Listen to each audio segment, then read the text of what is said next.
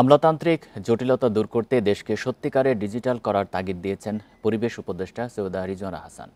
এজন্য তথ্য প্রযুক্তি খাতে অর্থ বরাদ্দ বাড়াতে চান অর্থ উপদেষ্টা। বৃহস্পতিবার সন্ধ্যায় রাজধানীর একটি হোটেলে এনবিআরের উদ্যোগে বাংলাদেশ সিঙ্গল উইন্ডো সিস্টেমের উদ্বোধনী অনুষ্ঠানে একথা বলেন তারা। আমদানি রপ্তানি প্রক্রিয়া সহজ করার কাজ করছে জাতীয় রাজস্ব বোর্ড এনবিআর। বৃহস্পতিবার সন্ধ্যায় রাজধানীর একটি 5 তারকা হোটেলে এ সিস্টেমের প্রাথমিক উদ্বোধন করেন তারা।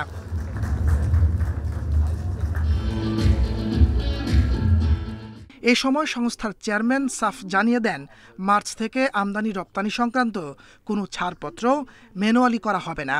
পহেলা মার্চ থেকে আপনাদেরকে অনুরোধ করব, যেটা বললেন, আমরা একটা চিঠি ইস্যু করব। আমরা সকলের সহযোগিতা চাই। বিশেষ করে আমাদের পরিবেশ উপদেষ্টা মহোদয় আছেন, লাল হোক, নীল হোক, সবুজ হোক, আমি বলবো যে সবটাই আমরা এই সিস্টেম থেকে দেই। এবং আপনারা জেনেছেন যে আমরা যারা অফলাইনে আছে তারাও এই সিস্টেম ইউজ করতে পারছে, আর যারা অনলাইনে আছে তাদের জন্য একটু সহজ হচ্ছে। এ সময় আমলাতান্ত্রিক জটিলতা দূর করতে সত্যিকারের ডিজিটাল বাংলাদেশ গড়ায় জোর দেন পরিবেশ উপদেষ্টা। পরিবেশ মন্ত্রণালয়ের ছাড়পত্র দেওয়ার সব প্রক্রিয়া ডিজিটাল করতে সহায়তা চান তিনি। এই প্রসেসগুলো আমাদেরকে আসলে এইরকম প্রয়াস থেকে শিক্ষা নিয়ে নিজেদেরকেও একটু মডার্নাইজ করতে হবে। আমরা যদি একই নিয়ম কানুনের ভিতরে থাকি যে এইটা আসলে অমুকে সাইন না করলে আপনি সাইন করতে পারবেন না, হ্যাঁ, তাহলে হবে না। দেশকে এগিয়ে নিতে প্রযুক্তি খাতে বরাদ্দ বাড়াতে চান বলে জানান অর্থ উপদেষ্টা।